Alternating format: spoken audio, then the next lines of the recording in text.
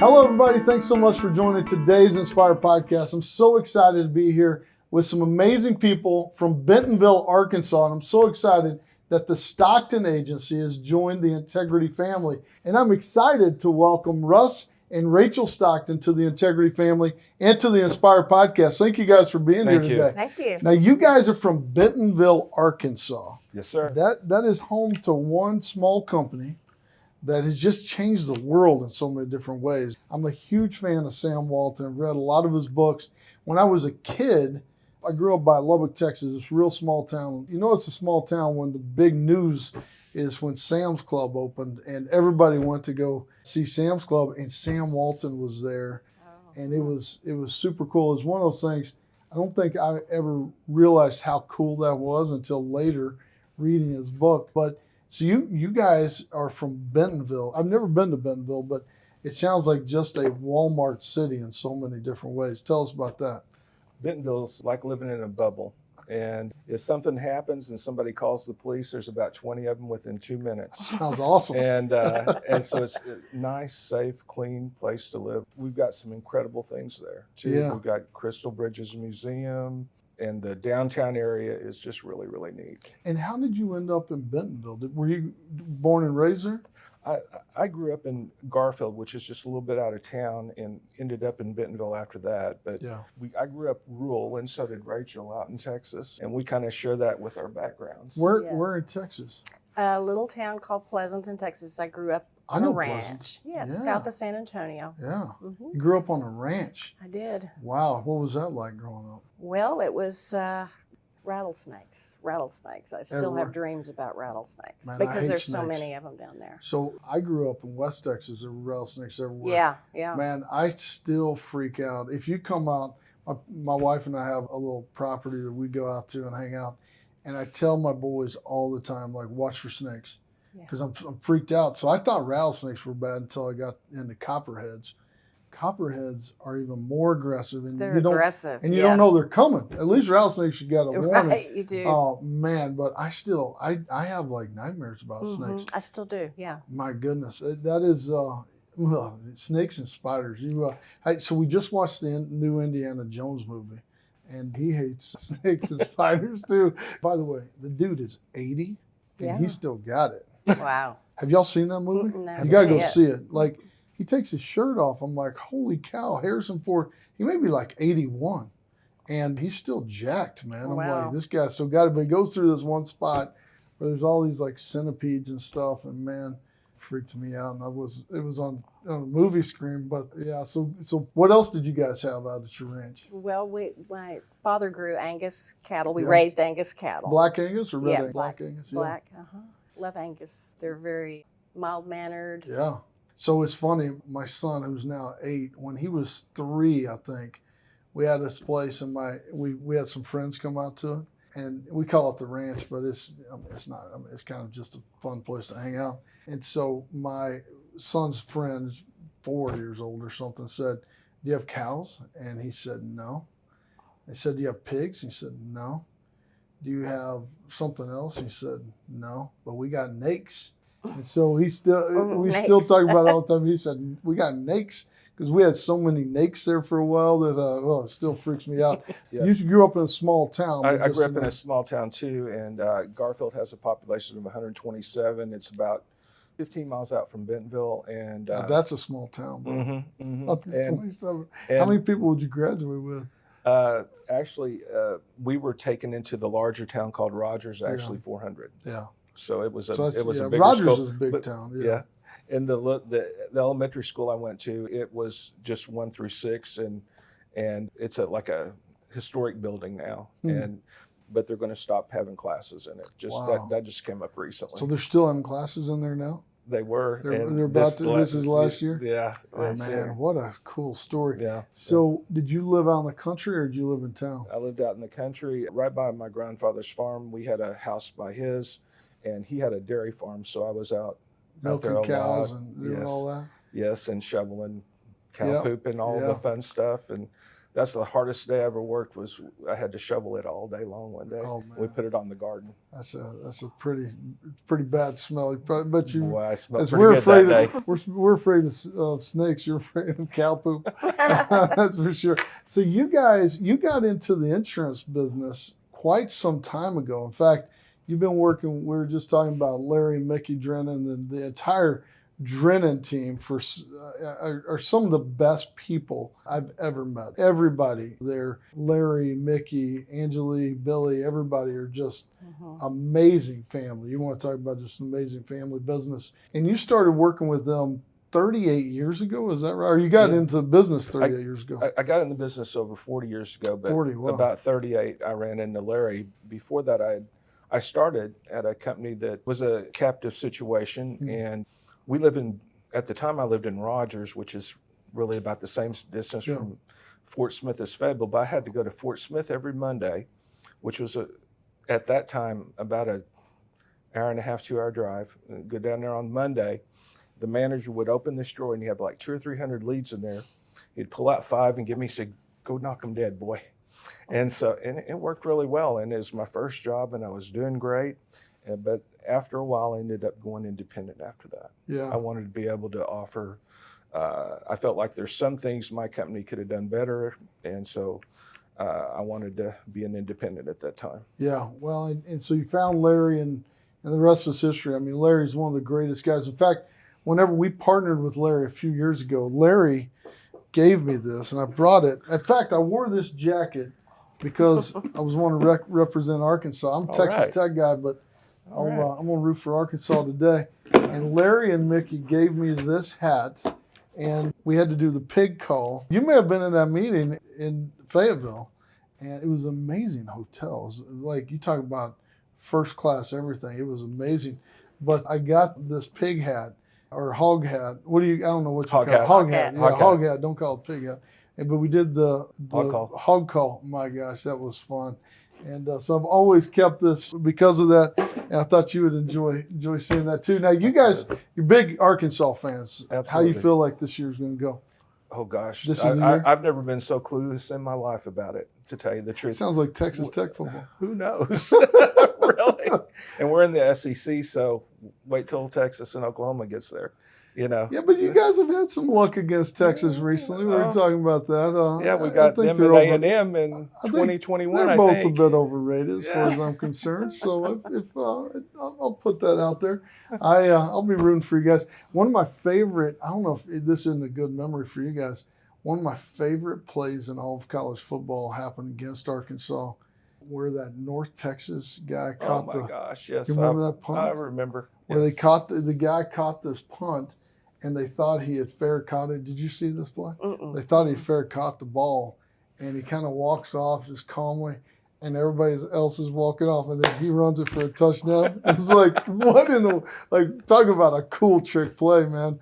I thought that one was awesome. Now you got into the business 40 years ago, man. You've been serving people just ever since then. In fact, you were talking about an amazing story about a guy with dementia. Tell that story. It happened every year during AEP.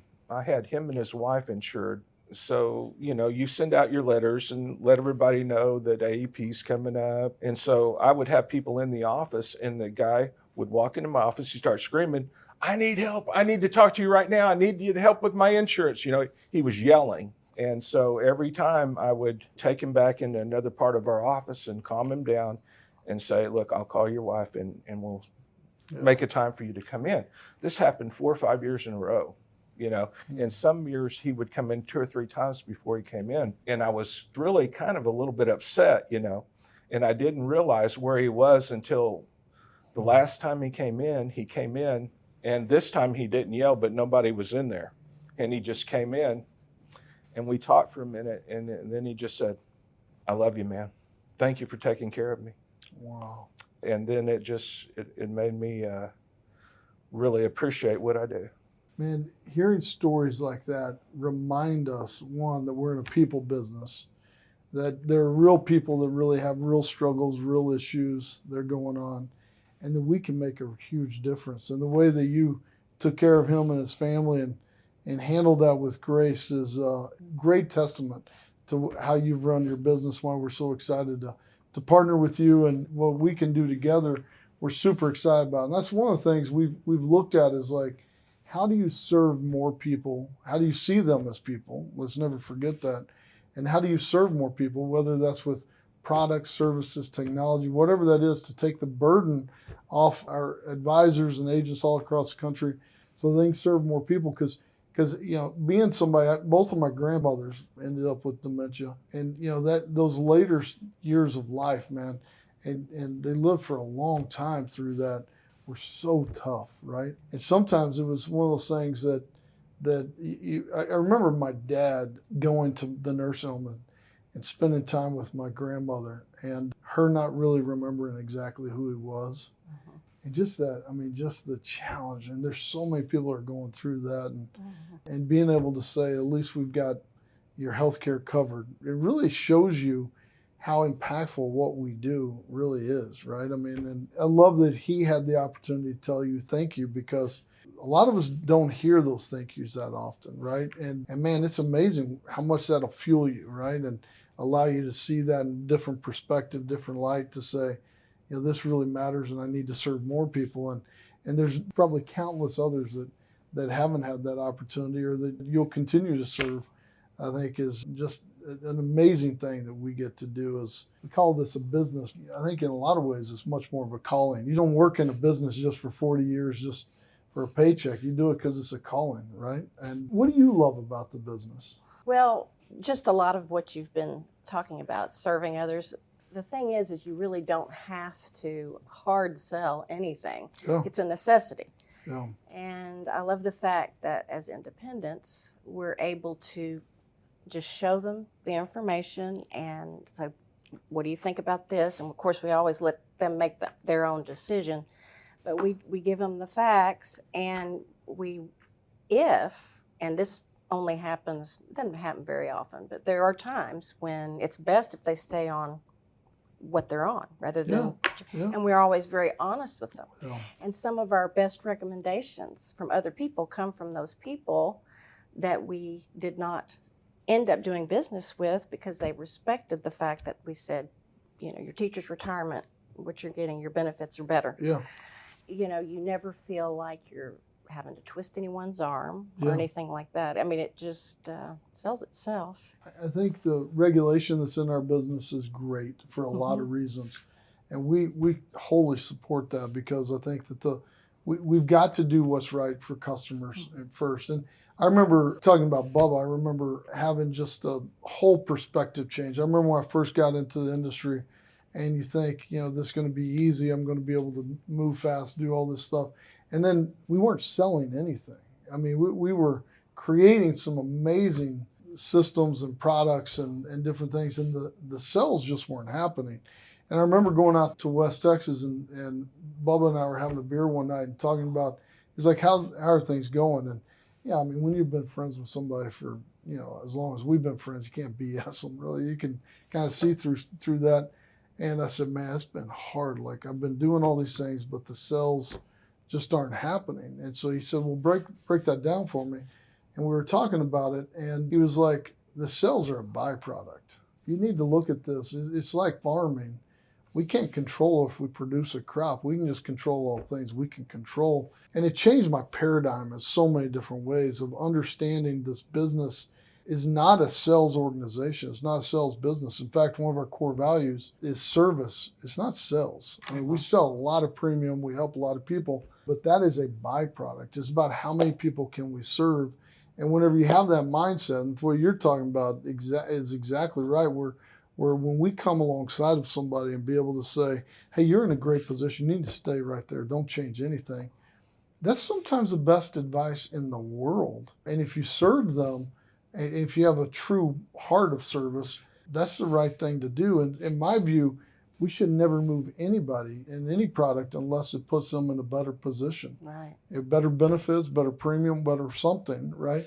And that's why one of the reasons we called integrity to make sure that we did everything we said we'd do when we had said we'd do it, and when nobody was looking, right? And that's what integrity is all about. And I remember people along the years have been like, man, people are going to hold you to that word. integrity. I mean, that's a strong word.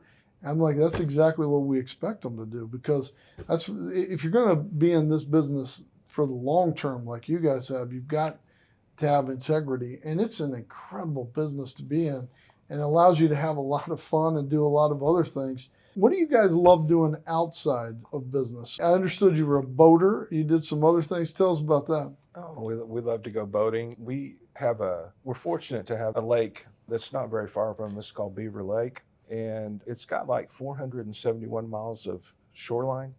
It gets over Wow. 200 feet deep, Oh and my there's a gosh. place called Lost Bridge where we dock our boat, and that place is the nicest part of the lake. It's not as crowded as the other Yeah. parts, and very scenic, very beautiful, lots of history. So Yeah, for those that are maybe listening that haven't been to Arkansas, maybe I shouldn't tell them. Arkansas is a hidden gem. I mean, especially where you are, is one of the most beautiful places in the world. It's got incredible topography. I don't know if people realize how many amazing lakes are in Arkansas, and they're all clear. They're beautiful. Everyone that I've ever been on or seen, I mean, they're just amazing. And it's just such a beautiful place. So I can see why you want to be able to enjoy that. Now, I also understand you're a painter. You grew up painting, and you still get to paint?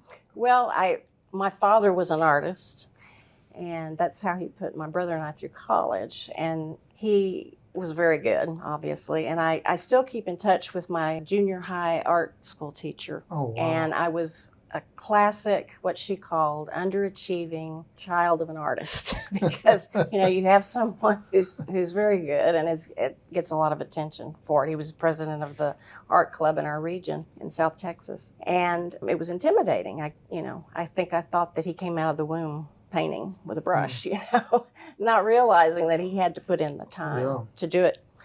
So fast forward until about 10 years ago, and I had knee surgery. And I decided, well, you know what, I'm going to try, just see if I can do this. I started sketching, and that led to oil painting, and I love it. I mean, it's like meditating to me, where you lose track of time, and it's just a neat thing to throw myself into. That is amazing. My mom did some painting and things growing up, but doesn't get to do that as much as she probably would like to anymore. But I never was really into art that much until more recently. And if you're around our office and you walk around, you see all the different artwork that we have, because it tells a story, right? And I love being able to articulate a story by some of the pieces that we have, and just to see the work that goes into that. And I've become quite the admirer of art today that I probably wasn't ever, before really into. But it is, I don't have an artistic bone or a musical bone in my body, so nobody wants to hear me paint or see me sing. I think I got those reversed, but you get the idea. But man, I truly appreciate that. What do you love to paint? Do you have something in particular you like to do? I've portraits. Rattlesnakes? Yeah. No, haven't painted one of those yet. I like to paint portraits. I tell people my favorite landscape is the human face. That's like the hardest thing to paint, isn't it? Not for me, you, but yeah. I mean, some people believe that it is. But what's fascinating to me is that all of the dimensions on our face are all the same. I mean, 5 billion people on the planet. Each of our eyes are about an inch apart, inch between the eyes, 7.5-inch head or 7-inch head, nose in the middle of the skull. All of the placements are exactly the same. And yet look at all the difference. That's just phenomenal to me. Wow. And just the expression, the eyes are my favorite thing to paint on the face. Eyes. One of the things I love is, have you seen those, like it's not really a painting per se, maybe an image that if you zoom out really far, it's like a picture of something, but if you zoom in, it's pictures of people, of their faces. Yeah. I don't know what that art's called, but it's so intriguing to me, because it's amazing. Like, I mean, we can all say that we have differences, but man, I truly believe, God made us all unique. Let's be clear, but we're all so much closer and more similar than That's right. any of us would ever imagine in so many different ways. And that's one of the things I love, celebrating different cultures and different things to learn about different people. But I never knew that the dimensions even Yeah. were made that closely Yeah. together. Yeah. In fact, you know, if you pick up a book on portrait painting, it will tell you, okay, the bottom lip is between the bottom of the nose and the chin. And I thought, no, there's just no way. I just don't believe that. You know, and sure enough, you get out your little, and it's the truth. It's just mind blowing. Wow, that is Yeah. incredible. Mm-hmm. Yeah, it's amazing to see all those different things. I'm intrigued by great people who are artists in their own right, and just like you're an artist in serving others. I mean, we've got to celebrate not only the different things that people are different at, but also what they're great at. And just like that client that said thank you for serving them. I mean, that's inspiring. That allows you to go out and serve even more people. And so we couldn't be more excited to partner with you and your entire team and look for ways we can serve more people and look for ways that we can come alongside of even more people like that to help them with their life, health, and wealth and holistically help them plan. And as you said, even like Face, we are all so similar. We all have some of the same concerns, same fears, same issues.